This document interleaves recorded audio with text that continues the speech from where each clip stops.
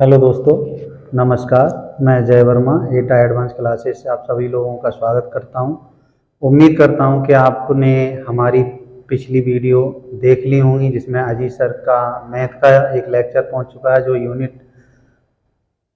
अंक वाला, इकाई अंक वाला है, और अवधेश सर का रीजनिंग में डाइस वाला है। तो देखो, आज हम उसी क्रम में जो हमने अपना जीएस में पॉलिटी का या संविधान का विकास आरंभ किया, धुआं धुआं सीरीज में 2 लेक्चर आपको मिल चुके हैं और आज ये तीसरा लेक्चर है। उसी धुआं धुआं सीरीज में आज हम इसे आगे बढ़ाएंगे और ये लेक्चर तीसरा होगा। देखो, मैं आपसे पहले ही बोल दे रहा हूँ कि आप सभी लोगों को ये देखने मात्र से नहीं, इसको आपको नोट बनाना है और इसे रिवीजन करना है, तब आपका शायद कुछ काम बन सकता है। ठीक, तो आज हम उसे अपने धुआं धुआं सीरीज के लेक्चर 3 में आगे देखेंगे कि क्या है। हमने जो 2 लेक्चरों में पढ़ा है वो हमारा क्या है, हम भारतीय संविधान के विकास में पढ़ रहे हैं। उसमें 2 लेक्चरों में जो पढ़ लिया है हमने, वो पढ़ लिया है 1909 का एक्ट। इसको हम पढ़ चुके हैं। आज इस एक्ट के बाद आज हमारा जो एक्ट रहेगा वो रहेगा 19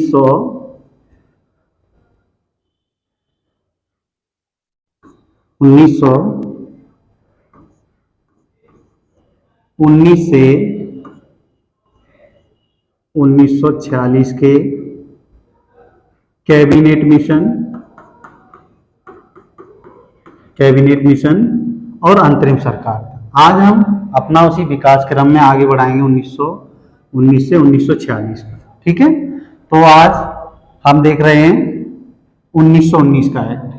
देखिए, 1919 के एक्ट में क्या प्रावधान था, पहले हम इसके बारे में थोड़ा बताते रहे। 1919 के एक्ट को मॉन्टेग्यू चेम्सफोर्ड सुधार भी कहा गया है, और इस एक्ट में जो प्रावधान किए गए हैं उनको हमें देखना है। इस एक्ट का जो पहला प्रावधान हमारा रहेगा कि प्रांतों में क्या है, द्वैध शासन लागू कर दिया गया है।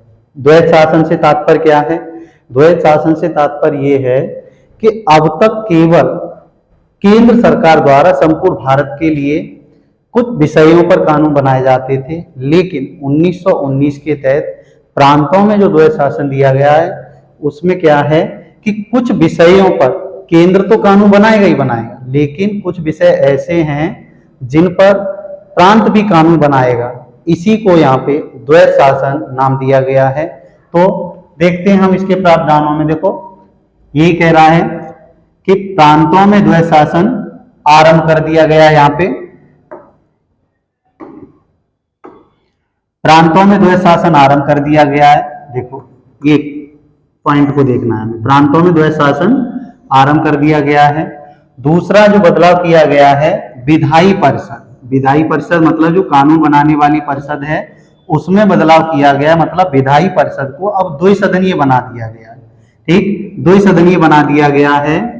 वो है एक राज्य परिषद के रूप में, दूसरा केंद्रीय विधानसभा के रूप में। राज्य परिषद यहाँ पे उच्च सदन है, राज्य परिषद यहाँ पे उच्च सदन है, और केंद्रीय विधानसभा वो निम्न सदन है। तो देखो, आप लोगों को इस एक्ट में ज्यादा बात नहीं, बस जितना हमने लिखा है उतना ही आपको नोट डाउन करना है। अब मैं बात करूं, और इसमें अगला प्रावधान है, विषयों की 2 सूचियां बना दी गई है, लेकिन इसमें ये क्लियर नहीं किया गया है कि कौन सी जो सूचियां बनी है कि कौन सी सूची में कौन कानून बनाने का अधिकार रखता है, गवर्नर जनरल या अन्य। दूसरा अगला प्रावधान है हमारा, अल्पसंख्यकों को जनसंख्या के अनुसार में सीटें बांट दी गई हैं। जो अल्पसंख्यक हैं उनको उनकी जनसंख्या के अनुपात में क्या कर दी गई हैं, सीटें बांट दी गई हैं। सभी समुदाय के लिए निर्वाचक मंडल की व्यवस्था कर दी गई है। सभी समुदाय का मतलब है कि यहाँ पर कुछ समुदायों जैसे सिख है, ईसाई है, उन लोगों को भी निर्वाचक मंडल की व्यवस्था कर दी गई है। तो आपको 1919 में इतना ही देखना है। अगला हमारा जो एक्ट है उसे देखते हैं।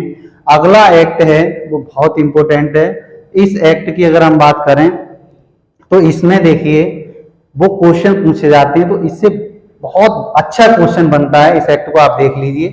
1935 का भारत शासन अधिनियम, 1935 का भारत शासन अधिनियम में इसके हमें केवल और केवल प्रावधानों को ही पढ़ना है। और पहला प्रावधान है अखिल भारतीय संघ की स्थापना कर दी गई है। अखिल भारतीय संघ, अखिल भारतीय मतलब पूरा भारत एक संघ होगा, ठीक है, इसे फेडरल नाम देंगे, फेडरल। फेडरल फेडरल से तात्पर्य होता है कि फेडरल या संघ, दो प्रकार के संघ होते हैं, एक फेडरल और एक परिसंघ। तो हमारा जो भारत है वो फेडरल है। फेडरल से तात्पर्य है कि इसका कोई भी प्रांत अपनी इच्छा से अलग नहीं हो सकता, भारत से अलग नहीं हो सकता। जबकि परिसंघ में क्या होता है, कोई भी राज्य अपने संघ से अलग हो सकता है। जैसे अमेरिका के प्रांत चाहें तो वो कभी भी निकल सकते हैं क्योंकि वो परिसंघ है, लेकिन हमारा कोई राज्य चाहे तो भारत से अलग नहीं हो सकता, इसे हम फेडरल नाम देते हैं। प्रांतों को स्वायत्तता, देखो यहाँ पे क्या किया गया है, प्रांतों को स्वायत्तता का मतलब है उनको अधिकार दे दिए गए हैं अपना कार्य करने के लिए। दूसरा, प्रांतों को स्वायत्तता प्रदान कर दी गई है। जो 1919 में द्वैध शासन लगा था प्रांतों में, उसे यहां समाप्त कर दिया गया। देखो 1919 में प्रांतों में जो द्वैध शासन लगा था यहां पे समाप्त कर दिया गया और यहां पे समाप्त करके केंद्र में द्वैध शासन लगा दिया गया। केंद्र में द्वैध शासन लगा दिया गया है। तो देखो प्रांतों को स्वायत्तता दे दी गई और प्रांतों में द्वैध शासन को समाप्त कर दिया गया। प्रांतीय विधायिका में प्रत्यक्ष चुनाव का कार्यक्रम शुरू कर दिया गया, ठीक है। जो हमारी प्रांतीय विधायिका हैं उनमें चुनाव हैं वो प्रत्यक्ष रूप से कराए जाने लगे हैं। देखो इसी के तहत 1935 के तहत ही 1937 में हमारे यहाँ पे चुनाव हुए हैं। 1935 के तहत ही 1937 में चुनाव हुए हैं।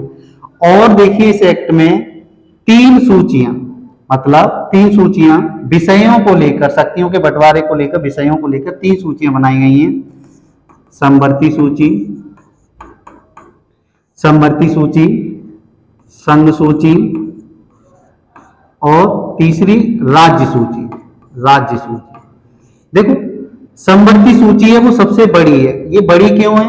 क्योंकि इस पर कानून, इसके अंतर्गत जो विषय आएंगे उस पर कानून बनाने का अधिकार संघ का भी होगा और राज्य का भी होगा, लेकिन टकराव की स्थिति में मान्य किसका होगा? संघ का मान्य होगा। ठीक, तो ये क्रम के अनुसार भी ये अनुसूचियां हैं। अब देखो समवर्ती सूची, समवर्ती ऐसे विषय होंगे जिन पर दोनों सरकार है, केंद्र सरकार राज्य सरकार दोनों कानून बना। संघ सूची केवल केंद्र सरकार कानून बना सकती है।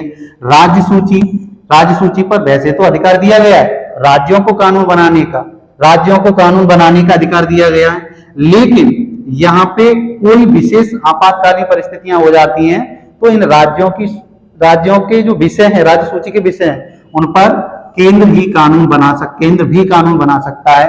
तो अगला देखें हमारा केंद्र में द्वैध शासन, अभी बताया था मैंने, यहाँ पे क्या किया है, प्रांतों में द्वैध शासन समाप्त कर दिया गया है और केंद्र में द्वैध शासन लागू किया गया। देखो द्वैध शासन से मैंने तात्पर्य अभी बताया था कि पहले क्या होता था, 1919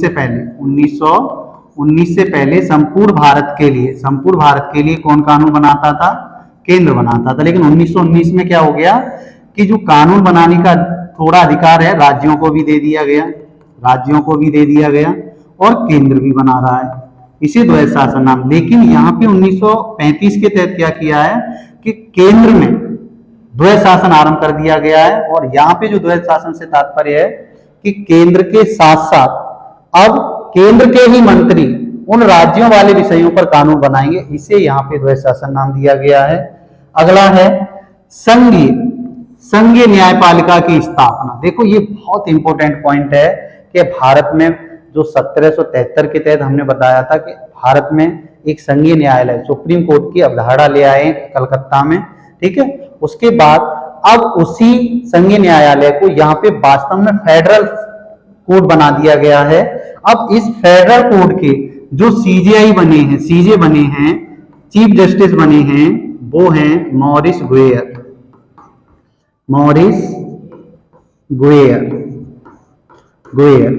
ठीक, तो ध्यान रखना 1773 वाले में जब सुप्रीम कोर्ट की अवधारणा कब कलकत्ता में लाई गई थी तब कौन थे? एलिजा इम्पे थे। एलिजा इम्पे थे, और अब यहाँ कौन बना दिए गए हैं, मॉरिस गुएर बना दिए गए। ठीक है, तो ये हमारे 1935 के अधिनियम के कुछ प्रावधान है, इसको आपको वैसे ही नोट डाउन कर लेना है। अगला अगला इसका प्रावधान क्या है, देखो ये क्वेश्चन अभी जो हमारे यूपी में पैट हुआ था उसमें ये क्वेश्चन पूछा गया था, यूपी के पैट में क्वेश्चन पूछा गया है कि सिंधु प्रांत किसको अलग करके, किस राज्य से अलग करके सिंधु प्रांत बनाया गया और किस एक्ट के तहत बनाया गया, ये आया। तो ये देखो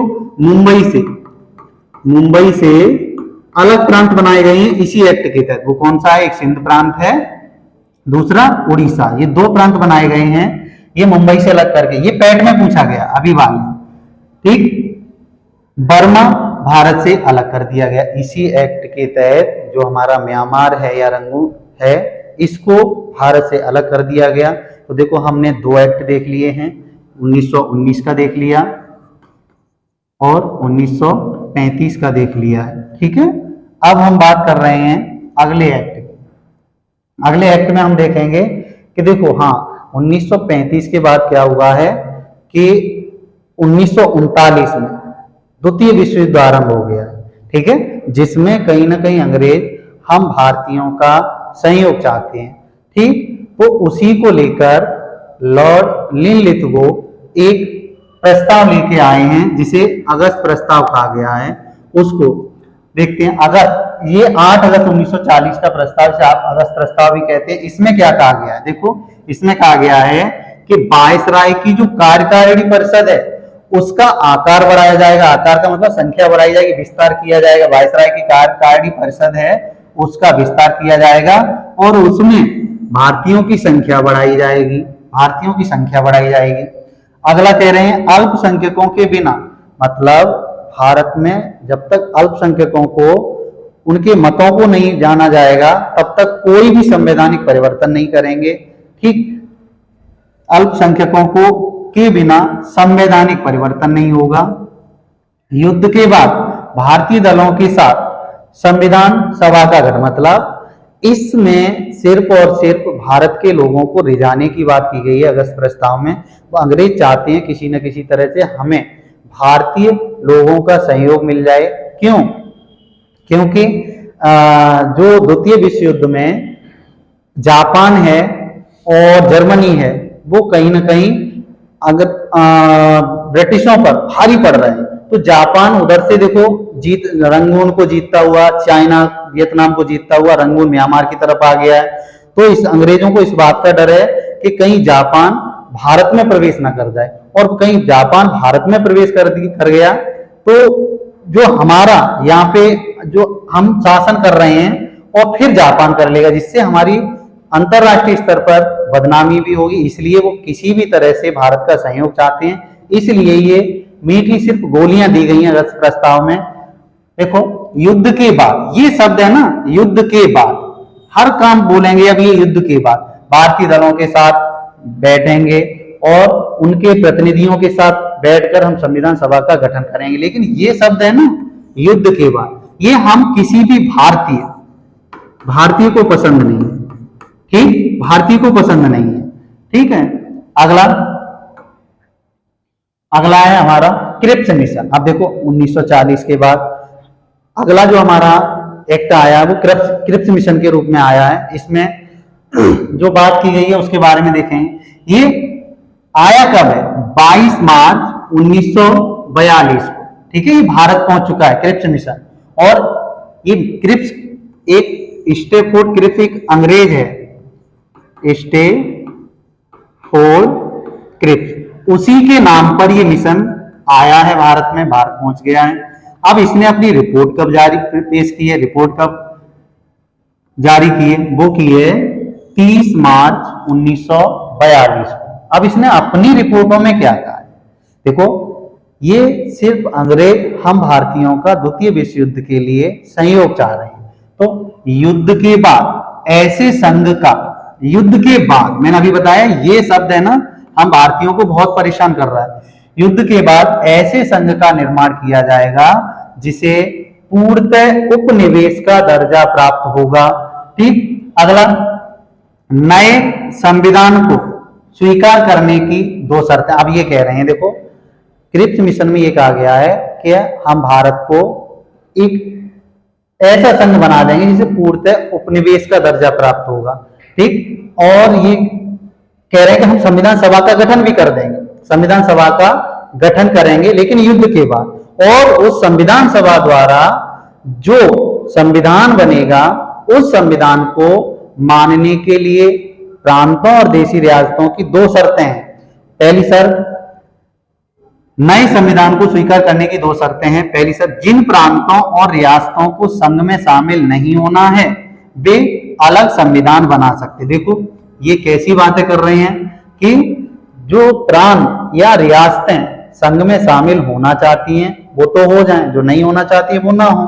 अब इससे क्या होगा, कोई होगा शामिल, कोई किसी के अंडर में रहना चाहेगा, सब स्वतंत्र रहना चाहेंगे, तो भी अलग संविधान बना सके। मतलब जो शामिल होना चाहे वो शामिल हो जाएं, जो स्वतंत्र रहना चाहें तो स्वतंत्र रह सकते हैं। दूसरी क्या है, दूसरी शर्त इसकी क्या है, अल्पसंख्यकों के हितों की रक्षा के मुद्दों को, मतलब अल्पसंख्यकों के जो हितों की रक्षा है उनके मुद्दों को लेकर क्या होगा कि जो संविधान सभा बनेगी उसके सदस्य और जो ब्रिटिश सरकार है उसके मध्य बैठकर उसके जो विवाद हो उनको सुलझाया जाएगा। मतलब ये कह रहे हैं अल्पसंख्यकों के जो हित हैं ना, उनसे जुड़े कोई मुद्दे हैं उनको कौन सुलझाएगा, संविधान सभा के सदस्य और ब्रिटिश सरकार आपस में बैठ के। ये बात कहीं तक सही थी, ये बात कहीं तक सही थी। अगला हम देख रहे हैं, अब देखो सॉरी इसमें एक चीज और देखिए, क्रिप्स मिशन, एक मिनट,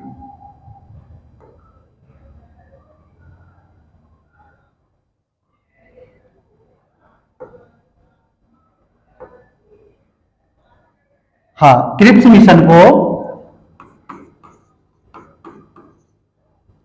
क्रिप्स मिशन को गांधी ने क्या कर दिया था, अस्वीकार कर दिया था, अस्वीकार कर दिया था। और इसके लिए इन्होंने कहा था कि यह एक आगे की तारीख का चेक है, ये कोई मिशन फिशन नहीं है, ये एक ऐसा चेक है, ऐसी बैंक का चेक है जो दिवालिया हो चुका है।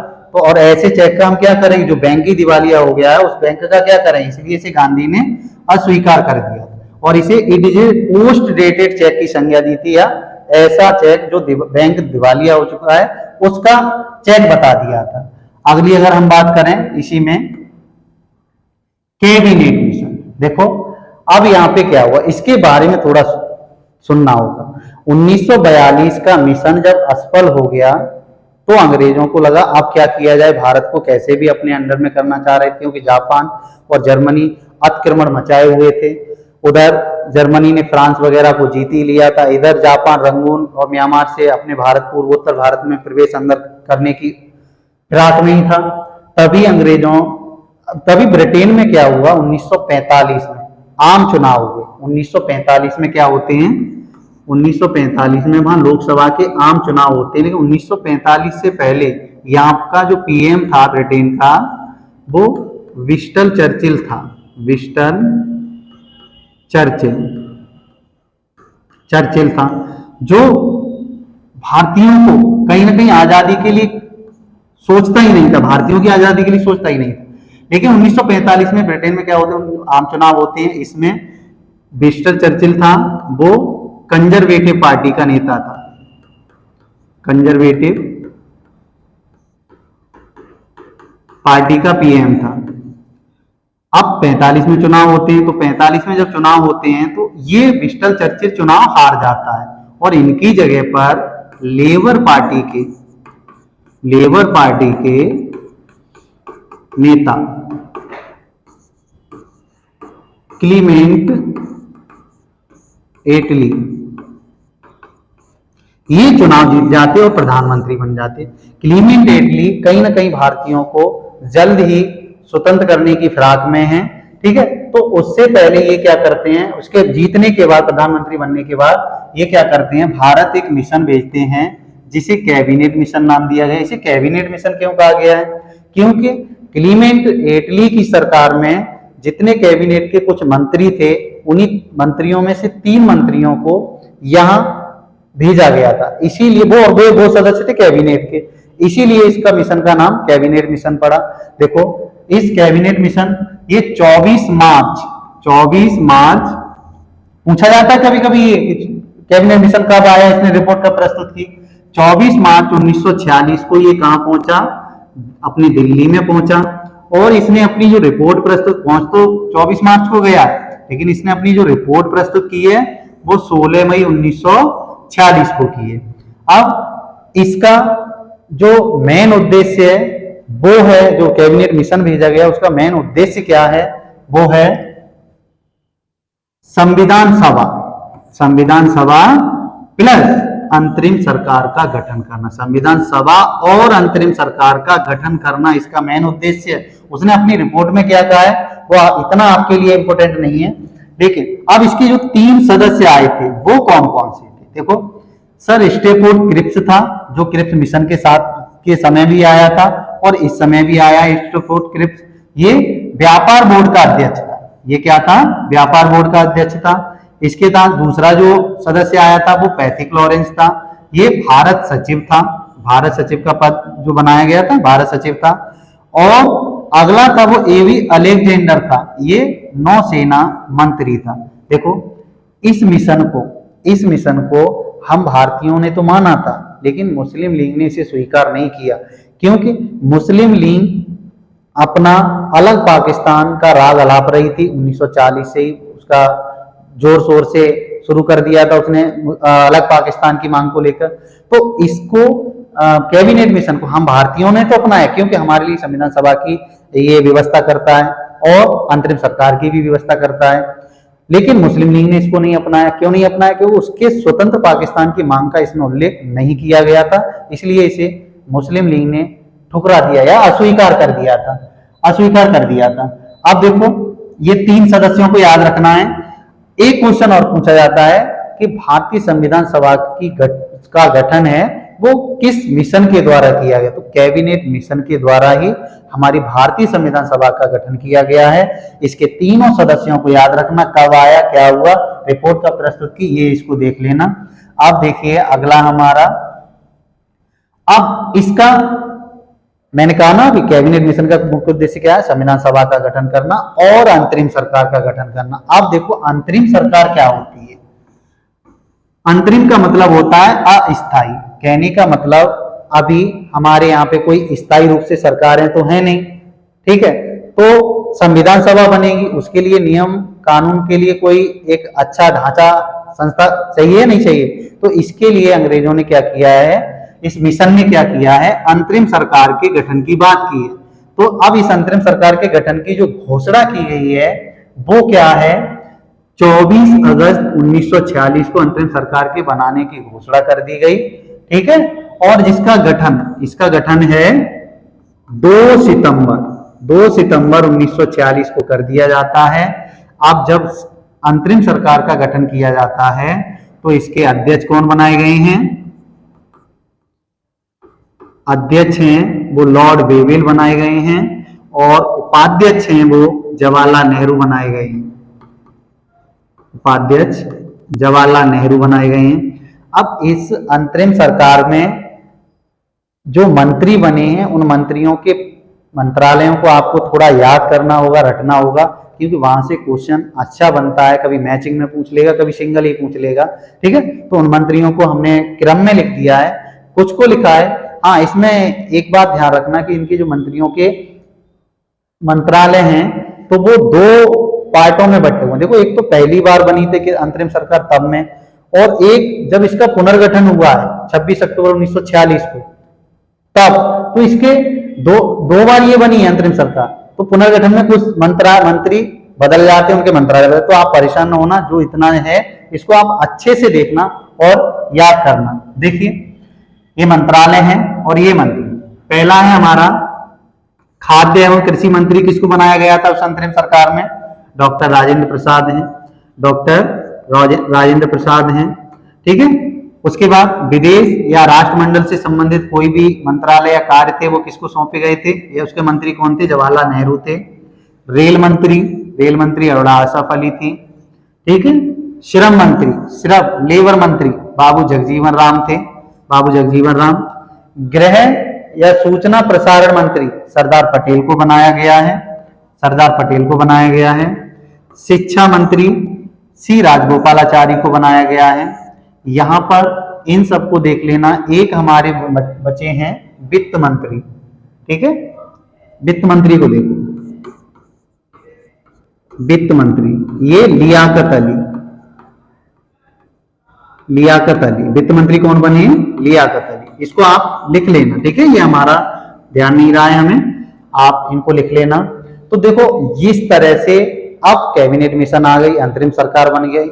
अंतरिम सरकार के बाद अब हमारा संविधान सभा का निर्माण होगा। ये भारतीय संविधान का विकास था जो 1773 से आरंभ होकर 1946 के कैबिनेट मिशन तक चलता है। इतने आपको बिंदुवार ये पॉइंटों को याद रखना है, रिवीजन करना है याद। ठीक है, अब हम इसका एक शॉर्ट थोड़ा जल्दी जल्दी सारे एक्टों का रिवीजन करेंगे, एक एक दो दो बिंदु को समझते हुए हम आगे बढ़ेंगे। ठीक है, थोड़ा देखना।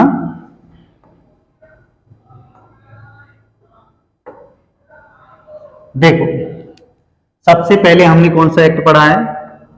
सब देख रहे हैं हम, कंपनी के अधीन वाले, कंपनी के अधीन वाले, सॉरी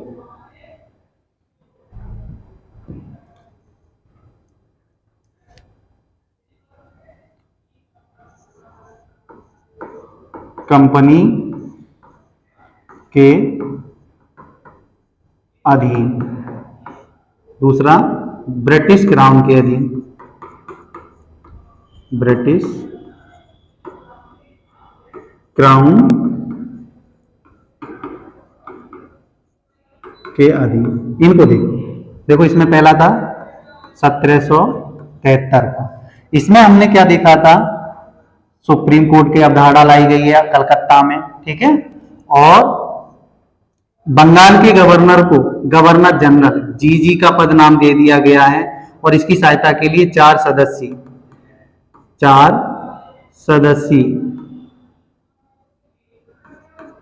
सदस्यीय परिषद बनाई गई है, परिषद बनाई गई। देखो सुप्रीम कोर्ट की अवधारणा लाई गई है जीजी के लिए। वह बंगाल का गवर्नर था, उसे अब गवर्नर जनरल नाम दे दिया गया और इसकी सहायता के लिए 4 सदस्यीय परिषद बनाई गई है। और अगला जो इसमें प्रावधान किया गया है वो है अंग्रेजों से भारतीयों के साथ रिश्वत या उपहार लेन देन पे मना किया गया है। ठीक, और इसके आप प्रावधान देख लेना। उसके बाद 1781 का एक्ट आया था, इसे संशोधित एक्ट कहा था हमने, संशोधित एक्ट कहा था। क्यों? क्योंकि यहां सुप्रीम कोर्ट को अधिक शक्तियां दी गई हैं। 1773 वाले को में सुप्रीम कोर्ट को अधिक शक्तियां दी गई हैं, लेकिन 1781 का संशोधित एक्ट था। किसका संशोधन किया गया था? इसमें 1773 वाले में संशोधन किया गया था और उसमें सुप्रीम कोर्ट से कुछ शक्तियां छीनकर सुप्रीम एससी से शक्ति छीन ली गई हैं और किसको दे दी गई हैं? जीजी को दे दी गई, गवर्नर जनरल को दे दी गई। ठीक है, अब उसके बाद हमारा 1773 के बाद 1784 का ये एक्ट आया था। ठीक है, इसे पिट्स इंडिया एक्ट के नाम से भी जाना गया है। इसमें क्या हुआ है? देखो COD code of director, COD code of director, मैंने उस दिन भी बताया था। कोड ऑफ डायरेक्टर कुछ नहीं, उसी कंपनी का एक व्यापार मंडल था जो कंपनी का सर्वोच्च अधिकारियों का ये गुट था। ठीक है, इसमें संख्या बढ़ाई गई थी और वो 24 करी गई थी। अब यहाँ सीओडी को कंट्रोल करने के लिए 1784 में क्या कर दिया गया? ब्रिटेन में क्या कर दिया गया? बीओसी का पद बना दिया गया, बीओसी बोर्ड ऑफ कंट्रोलर, नियंत्रक। ठीक है, नियंत्रक कानून बना दिया गया है, बोर्ड ऑफ कंट्रोलर। बाद बाकी के आप देख लेना। उसके बाद 1793 का ये पहला चार्टर एक्ट था। चार्टर का मतलब मैंने बताया था कि अब कंपनी के लिए जो व्यापार या कार्य करने के जो समय होगा वो 20 सालों के लिए नियम कानून बनाए जाएंगे। तो ये पहला चार्टर एक्ट था, इसको भी देख लेना। उसके बाद अगर हम देखें 1813 का चार्टर एक्ट पढ़ा था हमने, 1813 का चार्टर एक्ट, इसमें क्या क्या प्रावधान थे उसको एक बार थोड़ा देख लो। चाय प्लस चीन के साथ, चाय प्लस चीन के साथ जो कंपनी के व्यापारिक एकाधिकार को छोड़कर से सभी अधिकार एकाधिकार समाप्त कर दिए गए थे। देखो एकाधिकार का मतलब था कि जो कंपनी आई थी, जो कंपनी आई थी merchant of adventure, merchant of adventure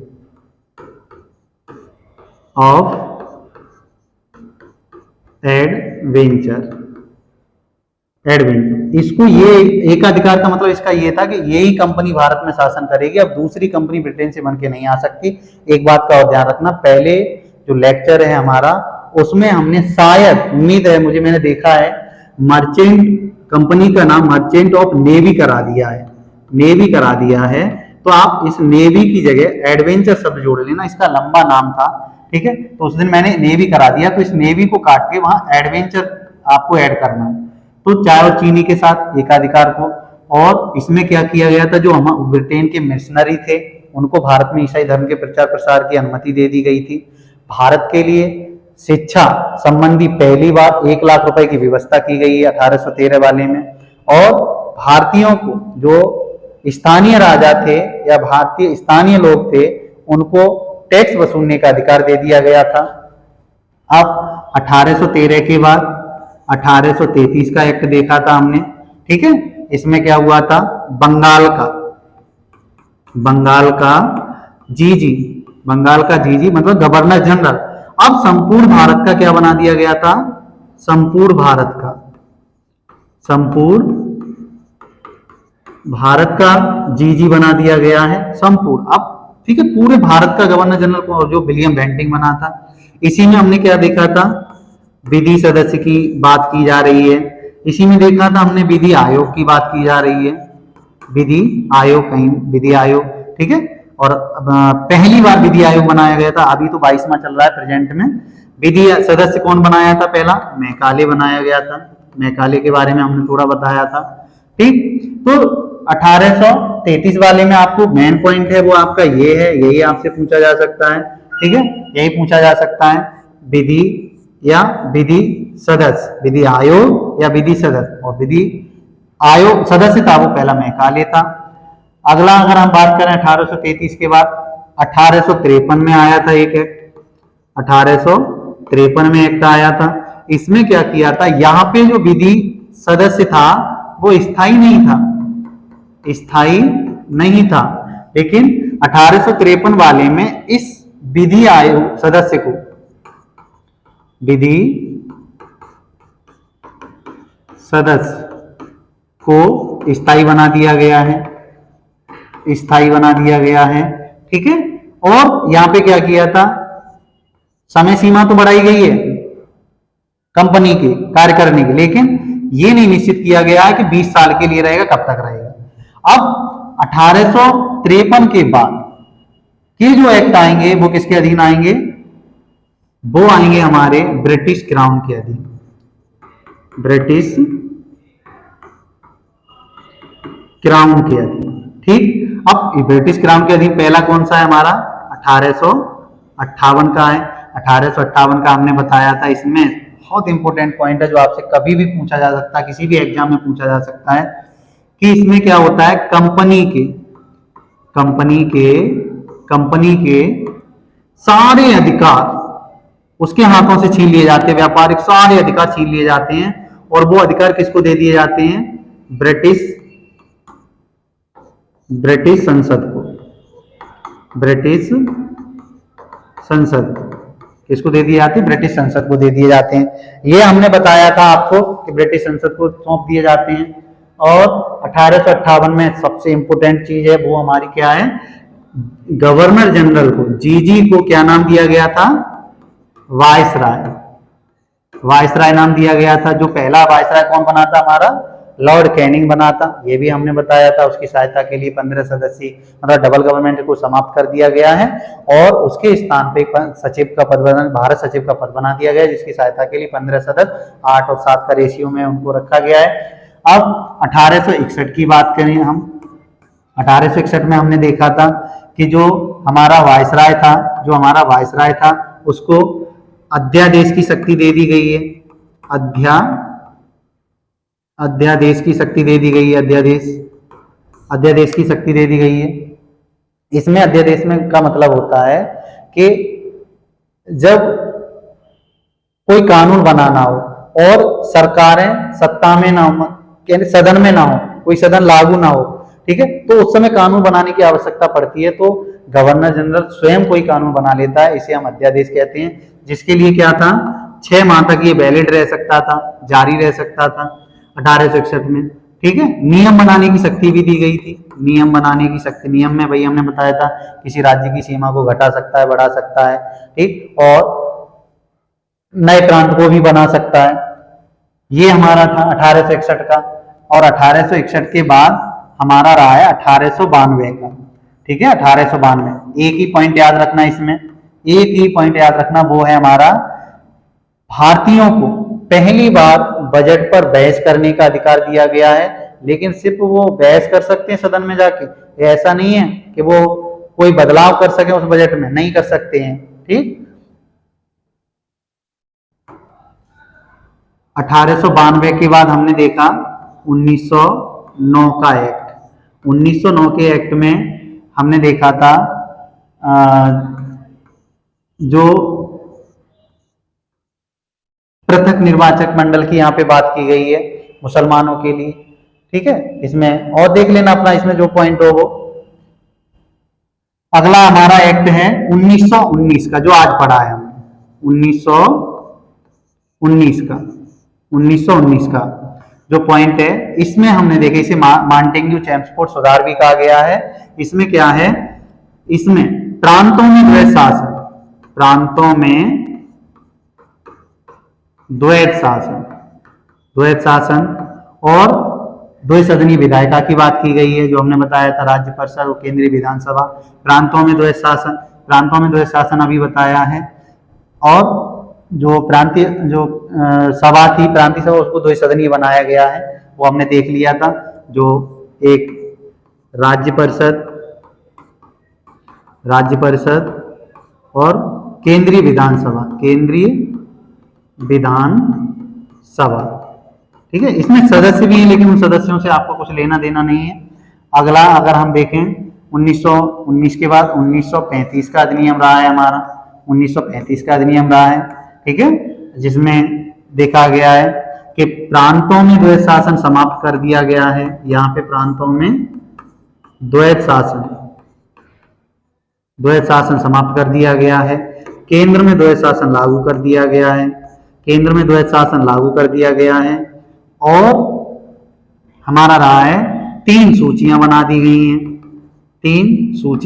गई हैं, जो मैंने बताई है, संघ सूची, समवर्ती सूची और राज्य सूची। उसके बाद यहाँ पे देखो सिंध, उड़ीसा, ये अलग प्रांत बनाए गए हैं मुंबई से करके। बर्मा को भारत से अलग कर दिया गया है। संघीय न्यायालय की स्थापना की गई है। पहली बार भारत में इसी एक्ट के समय 1937 में चुनाव हुए हैं, ठीक है, पहली बार। ये हमारे 35 के तहत ये हमारे प्रावधान है, ठीक। उसके बाद हमारा अगस्त प्रस्ताव आया है। अगस्त प्रस्ताव के समय से पहले 1939 में द्वितीय विश्व युद्ध आरंभ हो चुका है। फिर 1942 का क्रिप्स मिशन आया है। क्रिप्स मिशन से 1942, उसके बाद हमारा कैबिनेट मिशन आया है। कैबिनेट मिशन का जो मेन मकसद रहता है वो क्या रहता है, भारत में अंतरिम सरकार और संविधान सभा के गठन की बात करता है। और वो अंतरिम सरकार और कैबिनेट मिशन का गठन, संविधान सभा का गठन भी कैबिनेट मिशन के तहत ही होता है भारत में। अगला जो हमारा अंतरिम सरकार है, उसके गठन और घोषणा को बताया हमने, 24 अगस्त को उसकी घोषणा की गई है और 2 सितंबर को उसका गठन किया गया, जिसके अध्यक्ष और उपाध्यक्ष, अध्यक्ष हमने जवाहरलाल नेहरू और उपाध्यक्ष जवाहरलाल नेहरू, अध्यक्ष बेबेल को बनाया गया। अगला जो हमारे इसके मंत्री हैं उनको हमने देखा है कि कौन कैसा मंत्री और मंत्रालय किसके साथ हैं, ठीक है, इन सबको देखा है। तो आज के लिए बस आपका भारतीय संविधान का विकास वाला टॉपिक है वो खत्म हो चुका है। आगे से हम कल से आपका धुआं धुआं सीरीज में पॉलिटी का अगला लेक्चर रहेगा, वो हमारा भारतीय संविधान सभा और संविधान का निर्माण वो पढ़ेंगे। और उम्मीद करता हूं कि आप लोगों को ये लेक्चर पसंद आ रहे होंगे। अगर पसंद आ रहे हैं तो हम आपसे बस इतना ही मांगते हैं, सब्सक्राइब, शेयर और लाइक। प्लीज सब्सक्राइब और शेयर, लाइक। Thank you.